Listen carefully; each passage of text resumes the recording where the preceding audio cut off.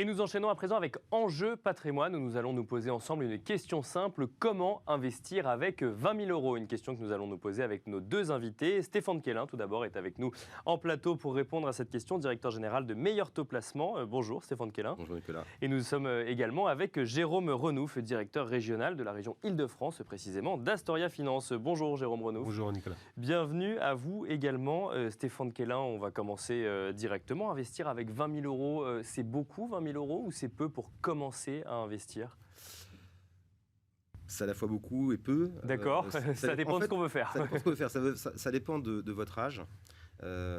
Si vous êtes en début de parcours professionnel ou parcours de vie, 20 000 euros, bien souvent, c'est une somme importante. Bien sûr. Oui. Si vous avez déjà construit votre patrimoine, vous avez 50, 60 ans, c'est une approche différente. Et puis ensuite, il faut mettre en perspective le temps que vous avez devant vous Bien sûr, et la oui. rentabilité attendue. Donc, on fait ce cocktail entre votre moment de vie et les perspectives que vous attendez. Mais en général, si on parle de quelqu'un qui est en début de construction de patrimoine, avec 20 000 euros, on peut faire pas mal de choses. Alors, si on prend effectivement ce cas de début de construction de patrimoine, donc 20 000 euros, mes premiers 20 000 euros presque que j'ai envie d'investir, là, il y a différentes manières de faire où il y a une voie toute tracée justement pour ces premiers 20 000 euros pour des professionnels de l'investissement.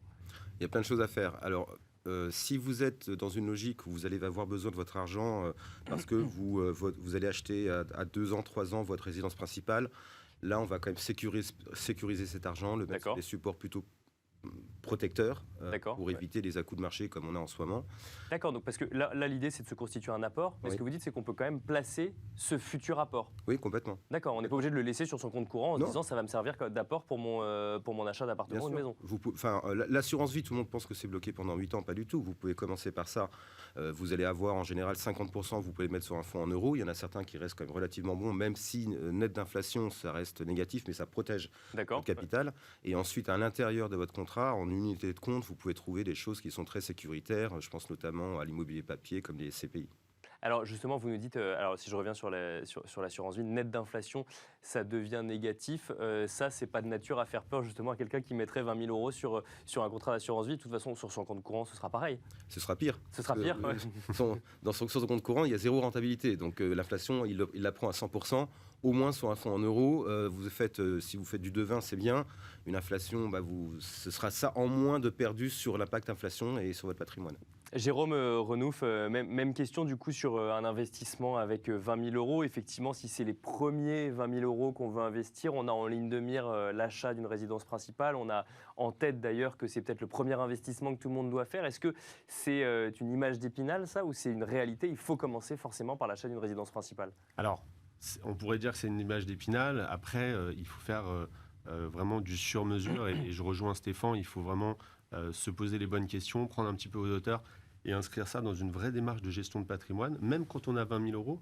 Et pour la bonne raison qu'on a 20 000 euros aujourd'hui, mais plus tard, on peut avoir un héritage, on peut avoir des donations, on peut aussi épargner avec son revenu professionnel.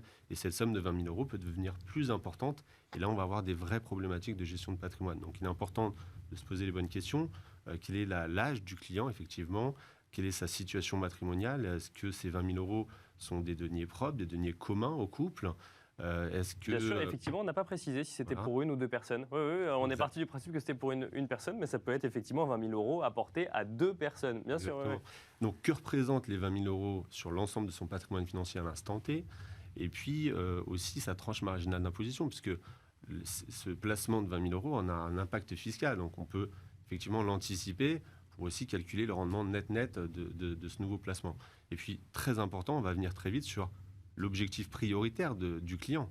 Est-ce qu'il veut protéger son conjoint parce qu'il y a une différence d'âge, de revenus, et s'il est amené à disparaître, eh bien, il y aura effectivement une difficulté de ce côté-là. Est-ce qu'il veut protéger ses enfants, anticiper les études supérieures ou la retraite, qui est un grand thème, c'est qu'il y aura un manque à gagner.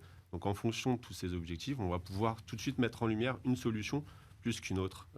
Donc, beaucoup de questionnements. Alors, on va essayer d'apporter des réponses sur le sujet. Je reviens sur le sujet de la résidence principale. Donc, si jamais on veut, si jamais on a 20 000 euros, Stéphane Quélin, vous nous dites, on les place de manière sécurisée parce que ça peut constituer un apport pour une résidence principale. C'est la première étape, entre guillemets, et ensuite, on va se poser la question des investissements après achat de résidence principale ou pas forcément? On peut faire les deux en même temps. Je vais D'accord. vous donner un exemple qui est assez parlant. Aujourd'hui, pour un effort d'épargne de 25 € par mois, vous pouvez déjà acheter de l'immobilier. D'accord. Grâce à la On peut habiter SCPI. dedans? Non, on peut Non. pas habiter dedans. Ouais, c'est ça. Non, mais on peut se constituer, commencer à se constituer un patrimoine immobilier. Vous pouvez tout à fait, avec un effort d'épargne de 25 € par mois, acheter pour 50 000 € de SCPI à crédit. D'accord. Sur combien de temps? Parce que Sur 25 ans. Sur 25 ans. Ouais. 25 ans. Ça va vous coûter finalement 25 € par mois, puisque votre bien SCPI vous rapporte un revenu. Vous avez l'effort d'épargne lié au crédit, mais in fine, ça vous coûte 25 € par mois ou 300 € par an, mais c'est un effort d'épargne qui est relativement faible. Donc vous pouvez commencer D'accord. assez facilement à vous constituer un patrimoine. Donc ça veut dire qu'effectivement, on peut commencer en fait par de l'immobilier sans forcément aller vers une résidence principale. Et vous nous parlez là pour le coup de SCPI avec 25 € par mois, mais j'imagine que ça peut être 50, 100, 200, tout dépend effectivement des investissements qu'on a envie de faire. Évidemment.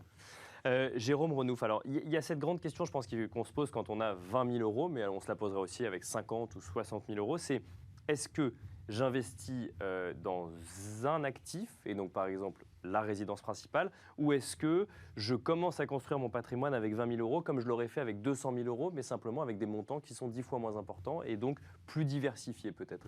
Alors, de toute façon, le principe de base, c'est effectivement la diversification. Il faut éviter la concentration du risque. Après, Et même avec des petits montants comme 20 000 €. Alors, Je dis même petits par rapport à des gros patrimoines qui Alors, justement sont très diversifiés. petit montant, tout est relatif. Bien déjà. sûr, c'est vrai. Voilà. Et puis, on a la chance chez nous, chez Astor La Finance, de démocratiser vraiment l'ensemble des solutions. Alors, certaines solutions resteront inaccessibles, bien sûr, à 20 000 €.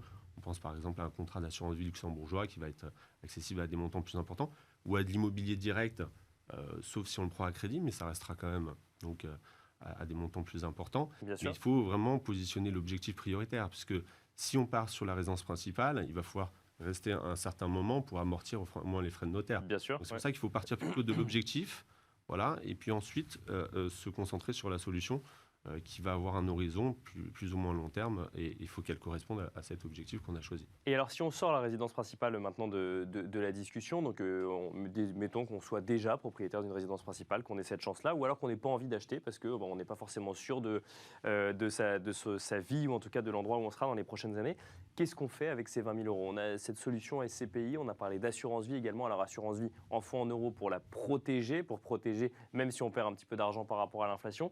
Qu'est-ce que vous feriez, vous, Jérôme Renouf, avec ces premiers 20 000 €? Alors, une fois qu'on a déterminé l'objectif, on peut se concentrer effectivement sur la solution. Et effectivement, les SCPI sont une des solutions qui peuvent répondre à une recherche de revenus complémentaires, soit immédiat, donc soit en direct, D'accord. faire attention à la fiscalité qui peut être un peu confiscatoire, ou soit à travers un contrat d'assurance vie. On peut mettre des SCPI dans un contrat d'assurance vie. D'accord. Ça peut être aussi une solution. Donc on revient à l'assurance vie, mais assurance vie n'est pas forcément égale à fonds en euros. Je le dis pour ceux qui nous écoutent, il y a plein d'autres choses sur lesquelles on peut investir. Exactement. On peut aussi avoir ce besoin de revenus complémentaires, mais de façon différée. Donc on peut aussi faire l'acquisition de SCPI, mais en nue propriété. On ne D'accord. va pas avoir de revenus, et puis on va avoir cette constitution de la pleine propriété que plus tard. Voilà, et ça peut être aussi un moyen de se constituer des revenus complémentaires. Donc en fait, toujours SCPI, effectivement, mais de deux manières, des revenus complémentaires tout de suite ou alors des revenus complémentaires plus tard Différé. avec ce mécanisme de démembrement de propriété Exactement. au sein de la SCPI. exactement. On va pouvoir aussi avoir accès, dès 20 000 € à des parts de groupements forestiers d'investissement D'accord. qui vont donner donc une réduction d'impôt sur le revenu et aussi un fort abattement sur la succession. Quand vous dites des 20 000 €, c'est que la part va coûter 20 000 € pour le coup? Non, la part ne va pas coûter 20 000 €, c'est accessible dès 5 000 €. Donc D'accord, on peut vraiment ok. avoir accès à une diversification de patrimoine aussi sur ces groupements forestiers d'investissement qui rencontrent un très fort succès auprès des clients. Alors ça, justement, c'est intéressant parce qu'on parle de SCPI d'un côté et de groupement forestier d'investissement de l'autre. Il faut bien prendre en compte, quand c'est ces premiers 20 000 €, la liquidité des investissements qu'on réalise. Parce que C'est un quand on critère investit dans très des forêts, important. pour le coup, on n'en ressort pas comme on veut, alors que les SCPI, pour le coup, c'est plus simple. Exactement, c'est pour ça qu'il faut passer par cette étape de bilan patrimonial, vraiment recenser tous les objectifs qui n'ont pas le même horizon de temps en plus. Donc, du coup, on va pouvoir s'orienter vers telle ou telle solution. Et puis, les critères importants pour le client, est-ce qu'il veut que son capital soit 100% disponible? Du coup, on va s'orienter vers telle ou telle solution. Est-ce qu'il veut qu'il y ait un avantage fiscal? Est-ce qu'il veut que la solution soit simple en gestion aussi? Et puis, quel est l'objectif de rendement? Bien sûr. C'est Ouais. 2%, 3%, 4% et plus. Ça, c'est des critères importants. Et une fois qu'on a fait ce travail, là, on sait vraiment la solution qui va être mise en lumière. Et alors justement, les objectifs de rendement, Stéphane Quélin, est-ce que vous constatez par exemple que sur mes premiers 20 000 euros, du coup, j'ai envie d'aller chercher du rendement absolument? Est-ce que c'est forcément ce type de profil, ce type de stratégie qu'on voit quand on est sur la constitution d'un patrimoine ou pas forcément? Pas forcément, mais c'est vrai qu'en général, si on se met dans la peau d'un investisseur qui commence la construction de patrimoine et qui a 20 000 euros, Bien sûr. on peut présupposer, s'il n'a pas de velléité, par exemple, d'apport pour sa RP, sa résidence principale, qu'il a du temps devant lui. Bien sûr. Et Donc, il peut aller chercher un peu de performance. il peut aller chercher les performances et donc du risque. Et puis, il y a aussi des opportunités. Malheureusement, la conjoncture est dramatique, mais ça a un impact direct sur les marchés. On a énormément de volatilité. On a des marchés qui ont baissé et ça nous donne des fenêtres de tir pour nos investisseurs, notamment en produits structurés, parce qu'on est capable d'aller de construire des produits structurés avec des barrières de protection à capital très fortes et avec des espérances de gains qui sont très élevées. Alors, les produits structurés, pour caricaturer, hein, évidemment, pour ceux qui nous écoutent, c'est on investit sur les marchés financiers, mais on n'achète pas des actions. En fait, on investit dans des produits qui vont répliquer des performances d'actions, mais on va pouvoir expliquer que si on perd plus d'un certain pourcentage, on sort du produit structuré et en fait, on va pouvoir dégager une rente finalement du produit en question plutôt que d'avoir un gain qui sera lié à la vente ou à l'achat de l'action. Voilà, pour faire très simple, on va vous dire, votre argent, vous nous le confiez pour une durée maximum de 10 ans, par exemple. Tous les ans, à date anniversaire, on regarde par rapport à votre niveau de départ, est-ce que vous êtes au-dessus ou en dessous? Si vous êtes au-dessus, on vous donne un coupon, en général assez élevé, et on vous rembourse. S'il est en dessous, on vous paye un coupon quand même, et on regarde l'année prochaine, et tout ça tous les 10 ans. Et à la fin des 10 ans, si vous êtes, par exemple, au-dessus de moins 50%, votre capital est protégé et vous est rendu.